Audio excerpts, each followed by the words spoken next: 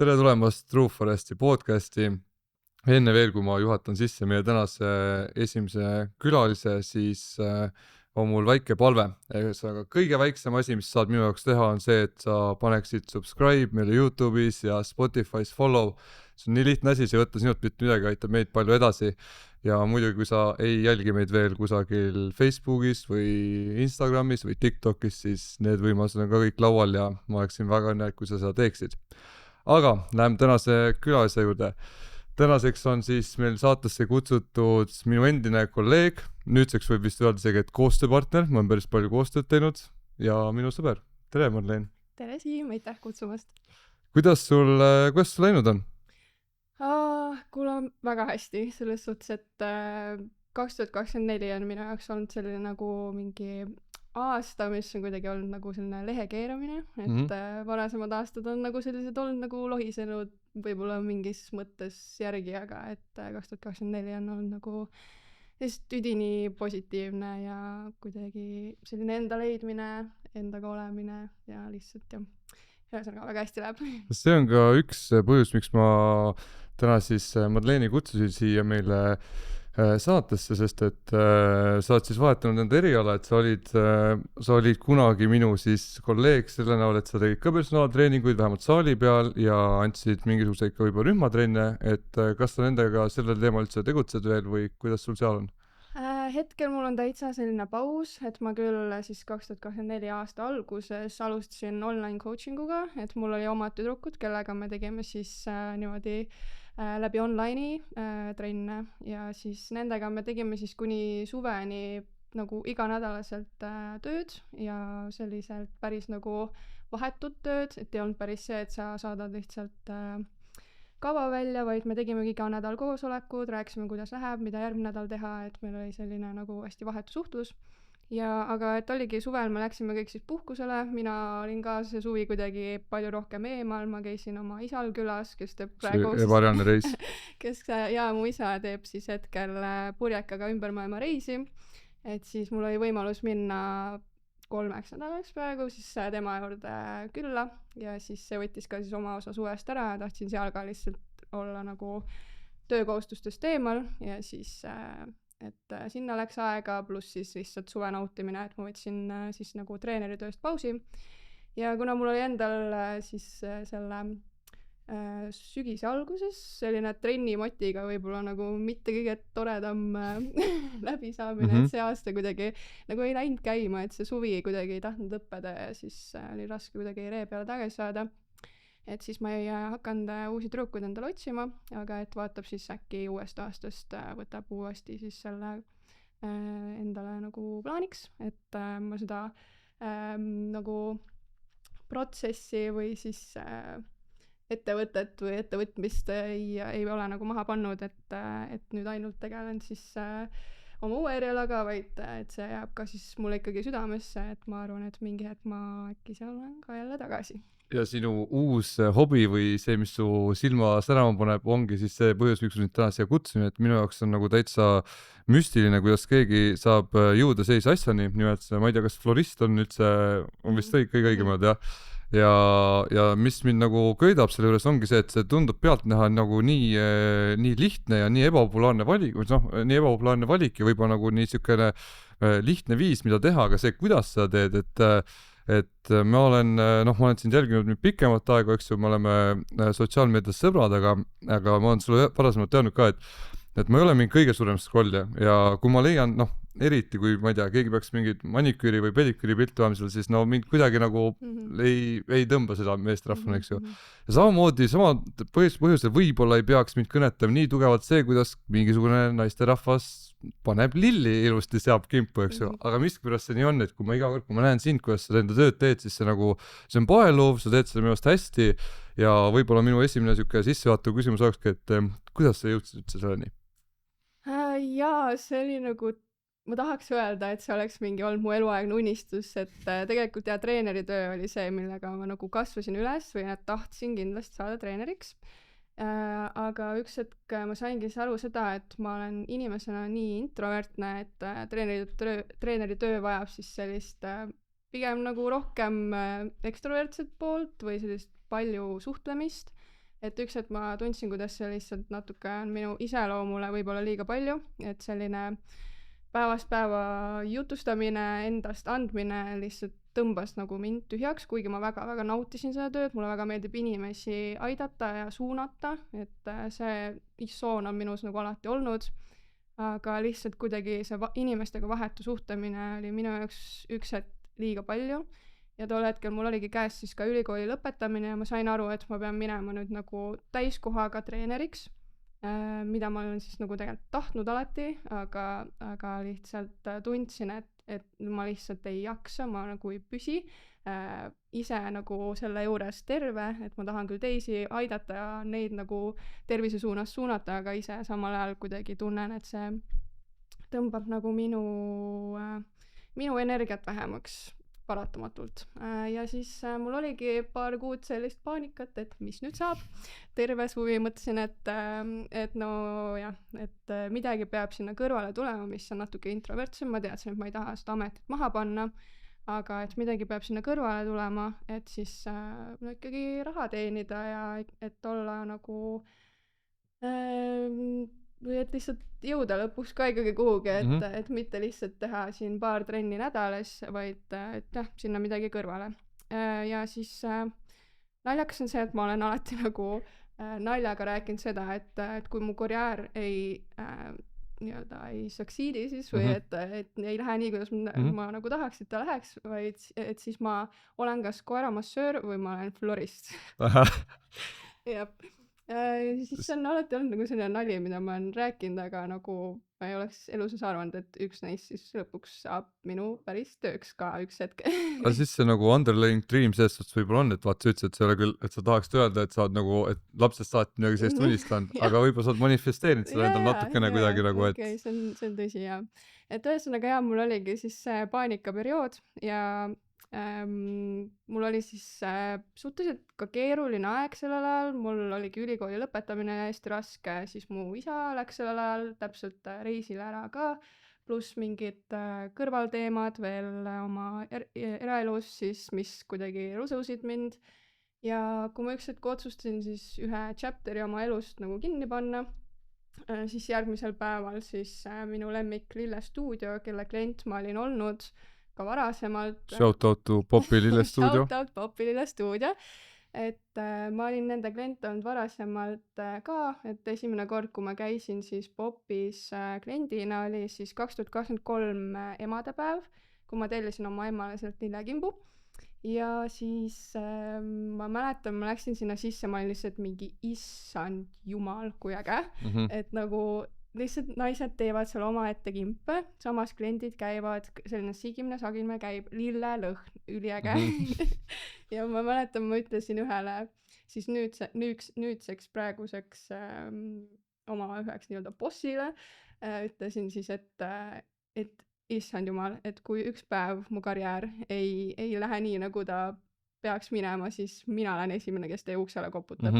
Ja nüüd tagasi vaadates me oleme ka mu töökaaslastega rääkinud, et sel hetkel nad mõtlesid, et lihtsalt nagu mingi tore klient, kes nagu lihtsalt suu soojaks ütleb nagu midagi toredat, vaata, et nii tore koht, et jah, et päris paljud naised, kes on siin käinud, on, ma ei tea, kes öelnud seda või et lihtsalt unistanud nagu sellest ametist.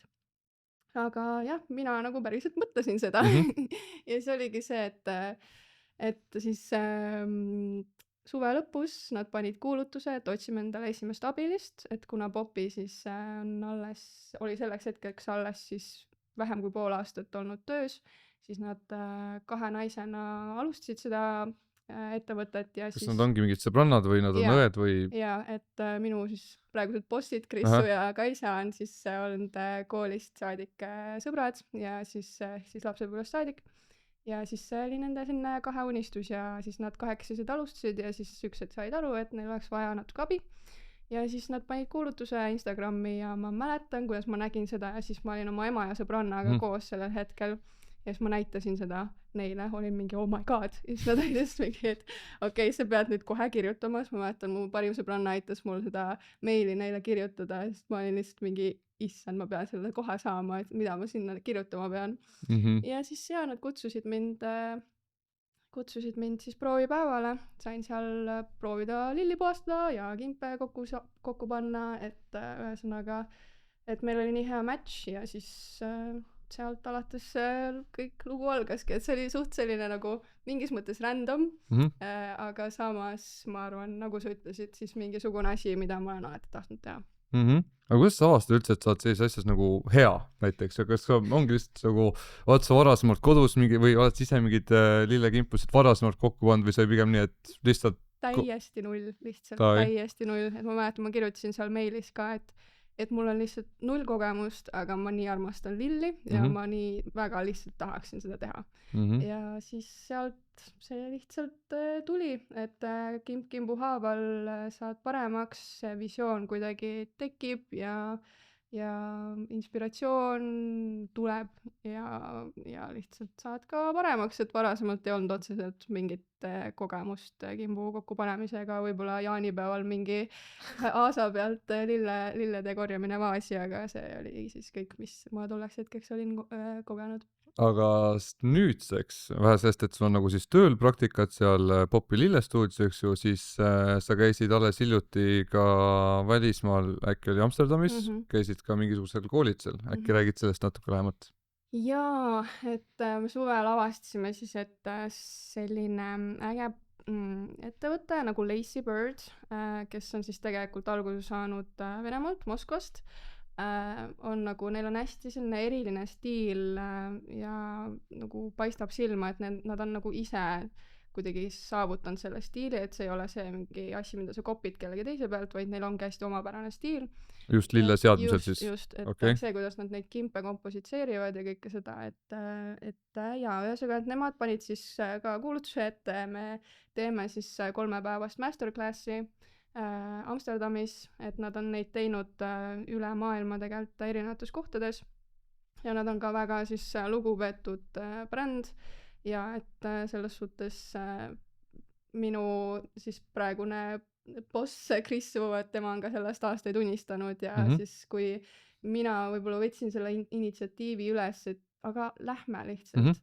Et ja siis me lihtsalt panimegi ennast kirja ja siis seal me üks hetk olimegi, et see oligi siis 3-päevane selline intensiivne masterclass, kus meil õpetati siis tegema nende stiilis lillekimpusid, siis ka sellist lauaseadet, siis nagu karbi sisse ja siis ka viimasel päeval oli selline suuremat tüüpi installatsiooni siis kokkupanemine lilledest, et nagu selliste ürituste kaunistamise mõistes siis sellise installatsiooni kokkupanek.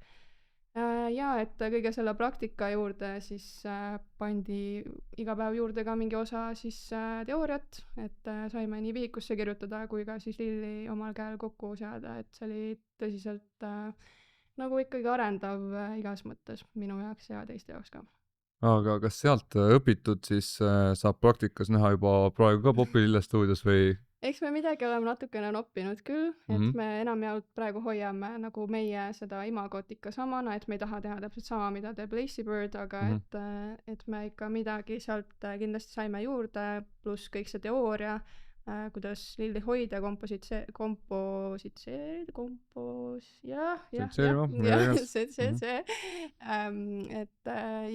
midagi on sealt kindlasti nopitud ja eks me sealt järk-järgult hakkame seda ka siis oma toodetes nagu kasutama. Kas sul praegu on juba kogemus või kas üldse Popi lillestuudio pakub sellist teenust ka, et te nagu panetegi näiteks dekoratiivselt lahendate mingid pulmad või mingid siuksed suurüritused ära? Jaa, pulmad kindlasti ja üldse muud üritused ka, aga minu jaoks on pulmad üldse või ürituste tegemine üldse nagu üliäge kogemus. Ma olen tegelikult õppinud ülikoolis ka ürituste korraldamist, et mul on see nagu mingisugune nagu passion selle vastu ka nagu olemas ikkagi ja huvi. Näed, ma lõin kõik tuleb kokku nagu selles suhtes. Ma oleks nagu teraapias praegu. Et üritustele lilleseadjaks. Jah, et ma olen ka mõelnud sellele, et võib-olla see siis üks hetk võikski olla nagu rohkem see, millele ma oma aega panen, et just nagu ürituste poole olla rohkem suunitatud, et see on ja kuidagi sütitab minus mingi ägeda leegi ja pluss nagu just pulmad, et pulmad on ka nagu erilised, et see on kellegi elu parim päev on ja siis sina saad selle veel ilusamaks teha, et ja pluss pulmakimpude tegemist ma hullult naudin et see on nagu, see on üli kuidagi suur au alati kellegi pulmakimpu teha. mis oleks suurem tähistamine kui pulmad, eks ju, et selles Just. suhtes muidugi täiesti arusaadav. Aga mis oleks sinu võib-olla selles valdkonnas või tööalaselt siis nagu sihuke unistus, et me vaikselt liigume sinnapoole, ma juba vist vaikselt loen ridade vahelt välja, eks ju, aga sa võid seda nagu välja ka karjuda julgelt, kui sa oled üldse kunagi mõelnud selle peale, et mis oleks nagu sihuke selles valdkonnas unistuste töö, mida teha? Selles valdkonnas, issand jumal, noh, see on nagu ka ikkagi lai valdkond, et sa võid seda igat viisi nagu rakendada, aga mina ikkagi tahakski just praegusel hetkel, mul on nagu selline mingi transformatsiooni aeg, võib-olla ma mõtlen, mida ma tahaks edasi teha, et nüüdseks ma olengi siis kohe varsti 1,5 aastat igapäevaselt floristikaga kokku puutunud, et neid kimpe seal pununud, aga et kuidagi sealt nüüd natuke edasi liikuda ka, et siis just see üritused võib-olla on see järgmine samm minu jaoks, et kus ma tahan rohkem siis olla kaasatud ja võib-olla kunagi veel kaugemalt siis omada midagi enda oma. No vot, et vähemalt esialgu saab õla alla panna nii, et kui tõesti võtta sinuga lihtsalt ühendust ja uurida, et mis võimalused on, eks ju, et ma saan aru, et see on väga palju nagu läbirääkimiste küsimus. Jah. Mis on võib-olla siuksed suurimad murekohad või probleemid su töö juures või mis sul on praeguseks juba ette tulnud? Murekohad, raske öelda, võib-olla see füüsiline pool, et kui me ikkagi teeme päevast päeva seda tööd, et ta on püstiseisev töö, on ju, et ta rõhub hullult jalgadele, et seda on tunda, et päeva lõpus on jalad näiteks väsinud. Et ma ütleks isegi, et konkreetselt nagu treeneritöös sa saad rohkem istuda kui floristina, et noh, seal ikka, kui keegi teeb seal mingit harjutust, et siis ma ei tea, kas sa istud seal posupalli peal vahepeal või natuke puhkad, aga floristina tuleb võib-olla ette see, et noh, mingi 10 minutit võib-olla saad seal lunchi ajal vaata istuda, aga et muidu sa ikka käid edasi-tagasi ja kogu aeg on midagi vaja koristada, siis järgmine kimp ja kogu aeg ühesõnaga jalgade peal. Raskusi, ma ei tea, ongi pigem see füüsiline, et ma ei tea, siin tüdrukuna see maniküür on oluline, on ju, et sellega võib-olla natukene jah. Aga probleemsed kliendid või midagi sellist näiteks? No need ikka tuleb ette selles suhtes, kellel on väga kõrged nõudmised või kellelgi on mingi väga kindel visioon, mida me võib-olla ei ole suutnud vaimusilmas ette näha, et eks ikka tuleb, aga et seda pigem nagu vähe. Et jaa, aga muidu otseselt mingit raskust ei ole.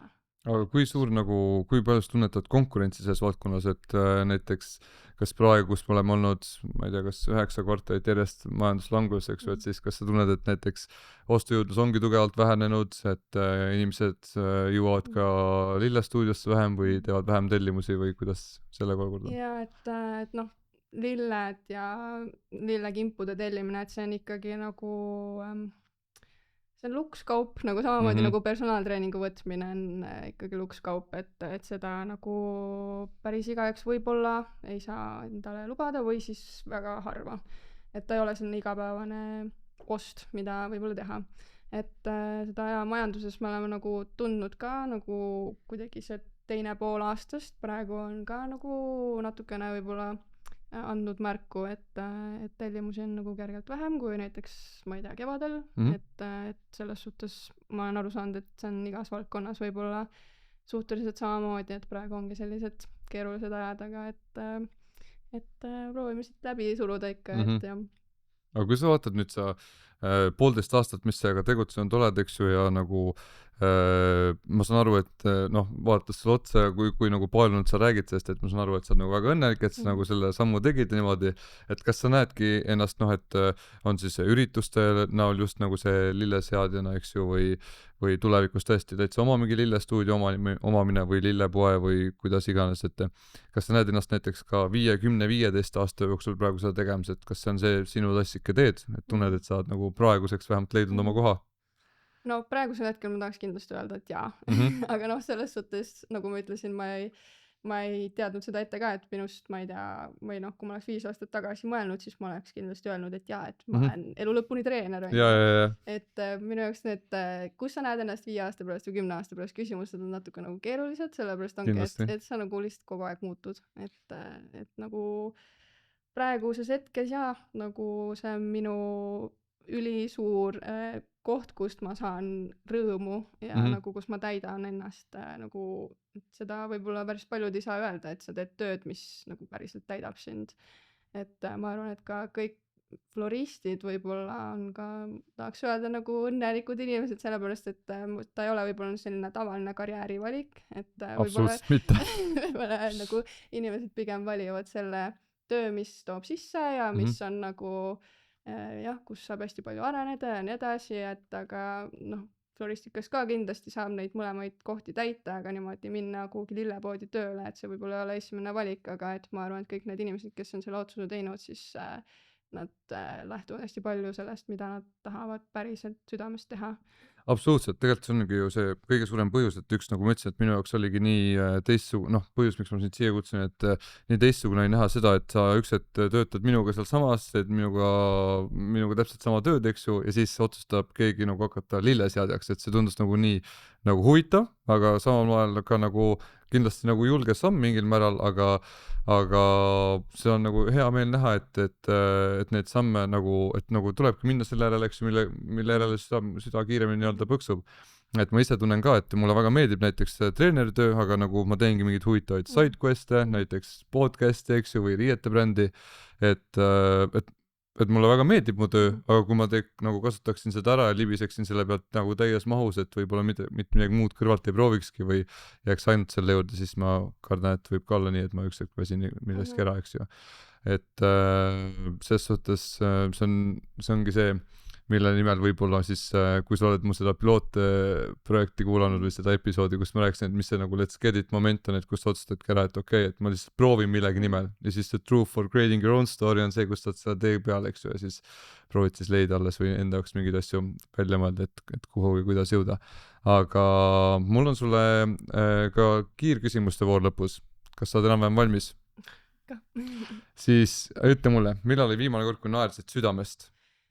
Tead, mul on hästi naljakad sõbrad ja et nagu ma naeran kõige rohkem oma sõpradega ja et noh, põhimõtteliselt alati, kui ma olen oma sõpradega koos, et ma ütleks jah, et mu sõbrad, ma ei oskagi öelda nüüd, millal täpselt, võib-olla eile isegi, et kogu aeg, kui ma veedan oma toredate sõpradega aega, siis saab belly laugh'i. Ja seda juhtub kogu aeg või nagu väga tihti, et veedad pigem sõpradega palju aega? Pigem ikka jah, et ma olen väga selline sõprade inimene ja mulle meeldib aega sisustada siis kallite inimestega, et see täidab mind jah. See on hea kuulda, et kui sa muidu ütled, et sa oled hästi introvertne, siis teinekord mõned võib-olla ongi siuksed hästi omakeskes, eks ju, aga kui sa tunned, et sa oled nagu vähemalt oma inner circle'iga võib-olla siuke lähedane või tait, siis see on nagu alati ikka väga tervislik. Millal oli viimane kord, kui vihastusid? Ma ei ole vihane inimene ma nagu ei vihasta tegelikult üldse, et aga mul on see, et ma pettun ja see on võib-olla vahel isegi hullem kui vihastumine, et eks neid pettumisi nagu tuleb ikka ette, et ma nüüd ei oska öelda täpselt millal, ma ei tea, võib-olla panna tagasi äkki siis kui oligi, kui me käisime seal Hollandis, meil oli esimene hotell oli selline, kus sai natukene pettuda, et ma ei tea, selline random fact siia, aga ja muidu nagu vihane ma olen võib-olla ainult siis, kui, või noh, kõige rohkem see tuleb minus esile siis, kui minu sõpradega käitutakse kuidagi ebaausalt, et see kuidagi tekitab minus sellise tunde, et ma nagu tahaks kaitsta, et aga ma ise nagu vihastun pigem väga-väga harva. Aga need pettumised siis pigem tulevad sinu püstitatust nendest nii-öelda, mida sa ootad millestki ja siis, kui sa ei vasta sinu ootustele, et siis pettud selle peale? Jaa, pigem selle jah. Ja kuidagi olen seda tüüpi inimene, et ma hästi palju daydreamin või kuidagi ongi see, et sul on mingi kindel vaatepilt peas ja siis, kui see ei jõua sinu reaalsusega kokku, et siis võib see pettumus ette tulla. Mis teeb sind õnnelikuks, aga sa ei tohi öelda lilled? Okei. Ja ma mõtlesin selle küsimuse peale ka, et siis ma sain aru, et mind teevad õnnelikuks väiksed asjad. et mitte see lihtsalt ainult, et siis kui mina olen terve, kui mu pere on terve, et see ikka kindlasti, et see on nagu selline suur pilt. Aga see, et kuidas ma olen õppinud, eriti selle viimase aastaga olema rohkem õnnelik, on see, et ma panen palju tähelepanu sellele, mis minu ümber toimub.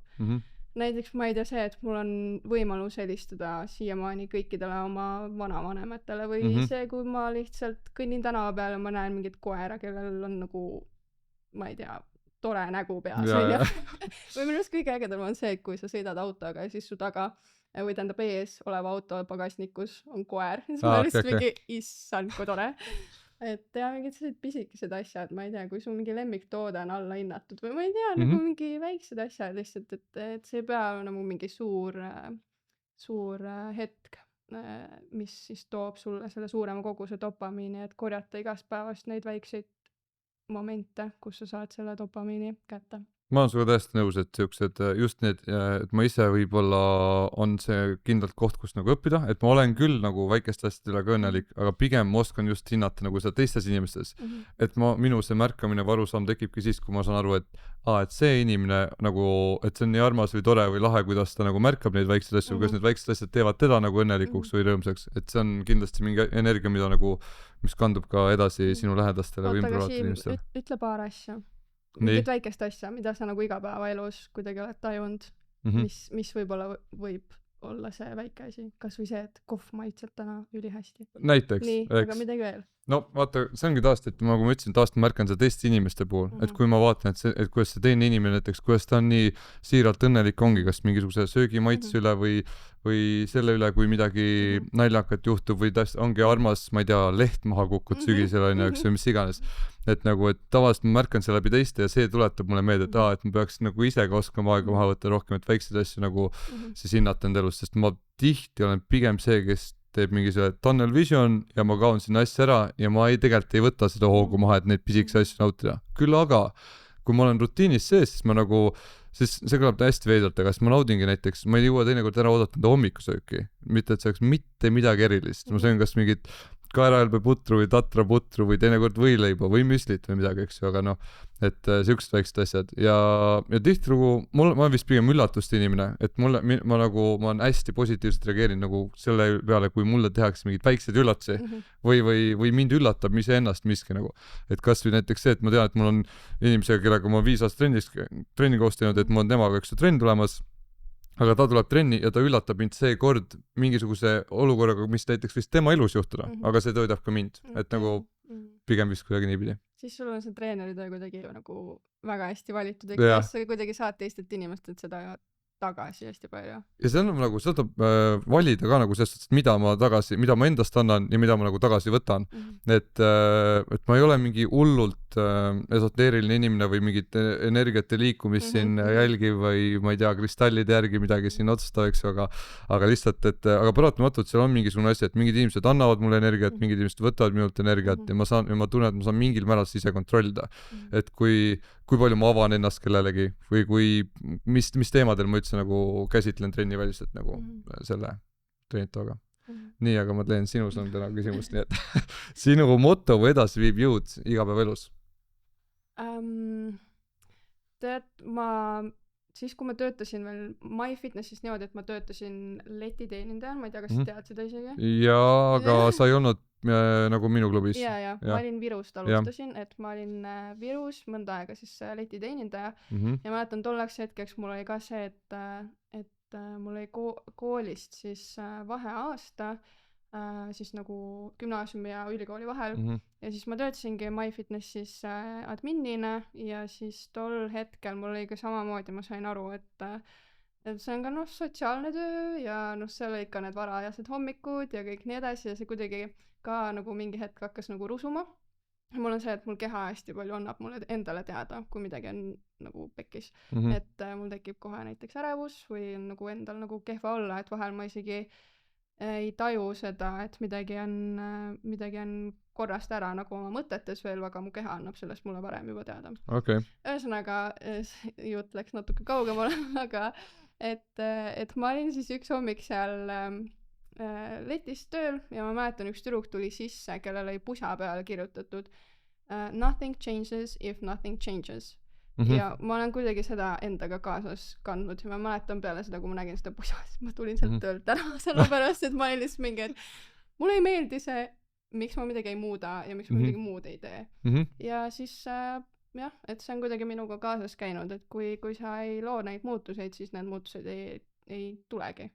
Et see on selline väike asi, mis minuga kaasas käinud, aga just selline toreda looga käib kaasas, et kellegi pusa lihtsalt inspireeris, nii et tehke veel neid logodega storysid.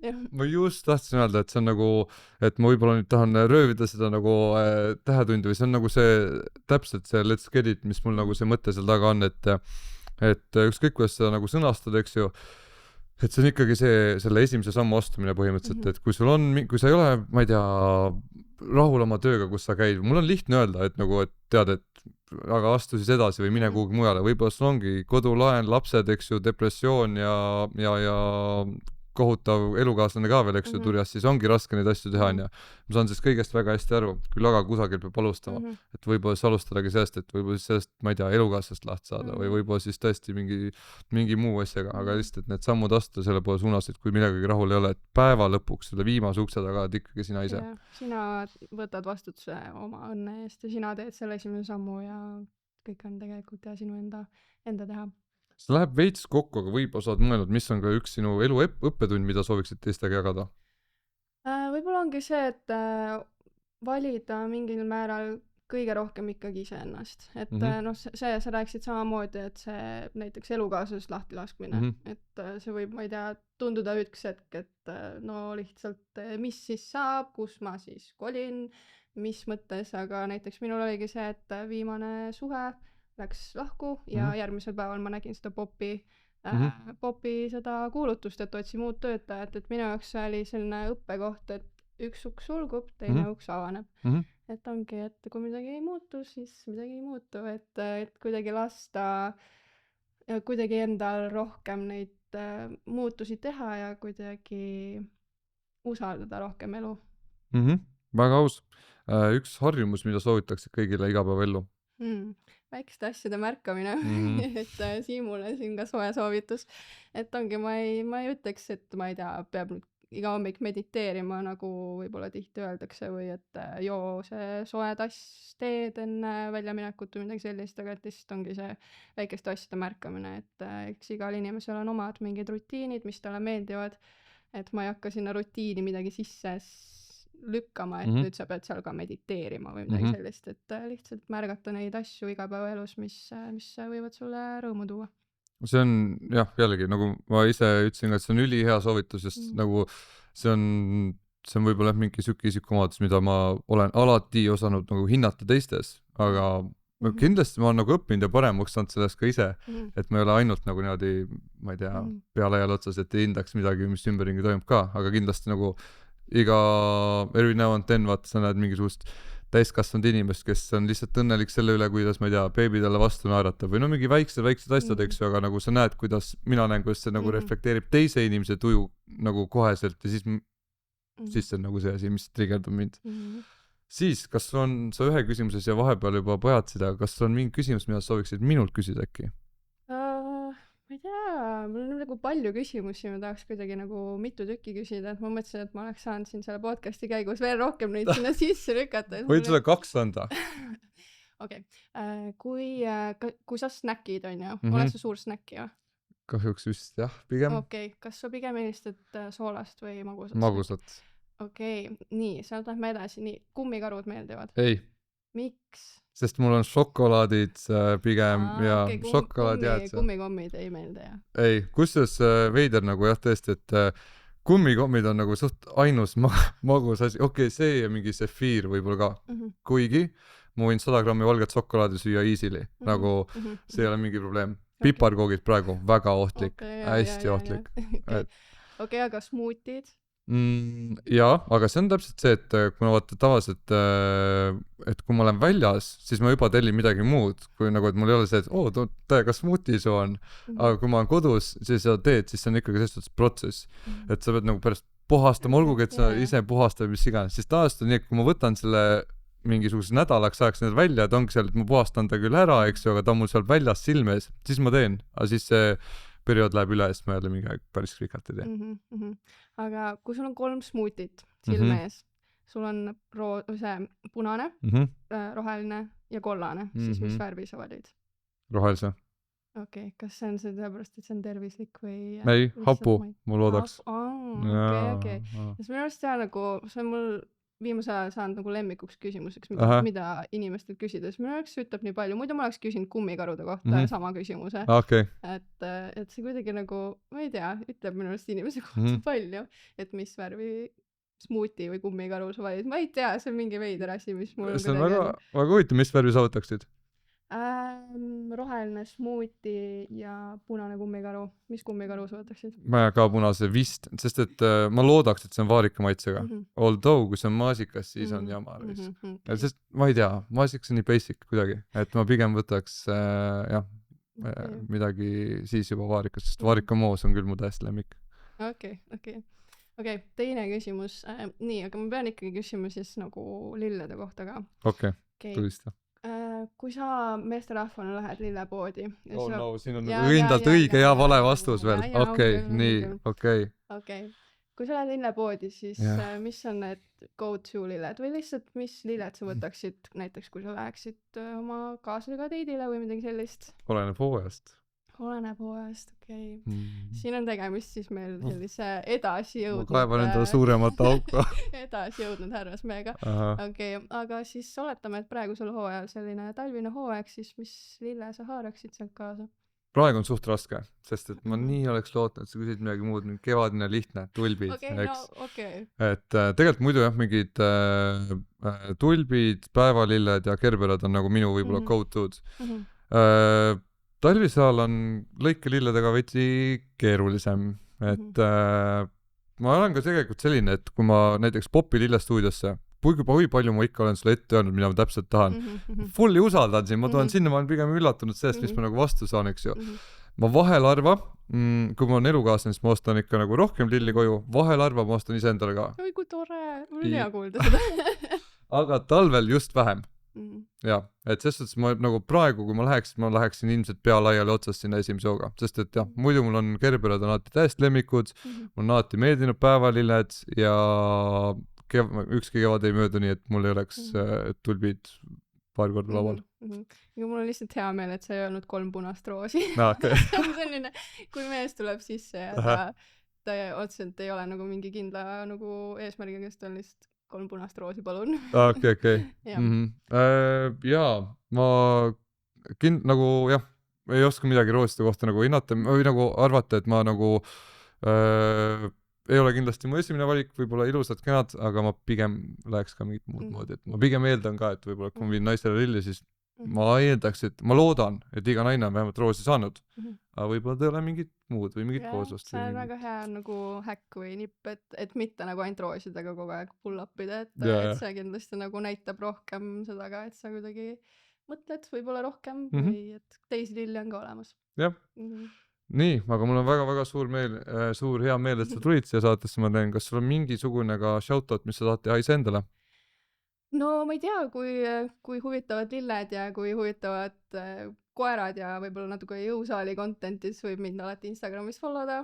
TikTokis ma ka vahepeal midagi postitan, pigem rohkem siis Popi stuudio alt, et võite followda nii Popit kui mind, nii Instagramis kui TikTokis ja võib-olla shoutout siis oma isale ka, kes teeb praegu siis oma ümber maailma reisi, et see on ikkagi kõva sõna ja ma tean, et ta kindlasti vaatab seda. Nii tore. Tšau isa. Et üliäge, et lihtsalt mees oma 50-ndates läks lihtsalt eluunistuste täide viima ja esimese eestlasena teeb siis oma tiimiga koos Oysteri World Rallyt, et see on nagu kõva sõna ikkagi. Wow, kui ma teen hea kodutöö ära ja kui ta kunagi aega leiab, ma peaks ikka hoopis tema kutsuma siia. See oleks lahe. Kindlasti, jah. Aga suur aitäh sulle tulemast ja kuna meil on juba nii palju varasemalt olnud erinevaid koostöösid ka, siis ma olen kindel, et me teed varsti varem või hiljem jälle põrkuvad. Tore, aitäh sulle kutsumast. Yeah.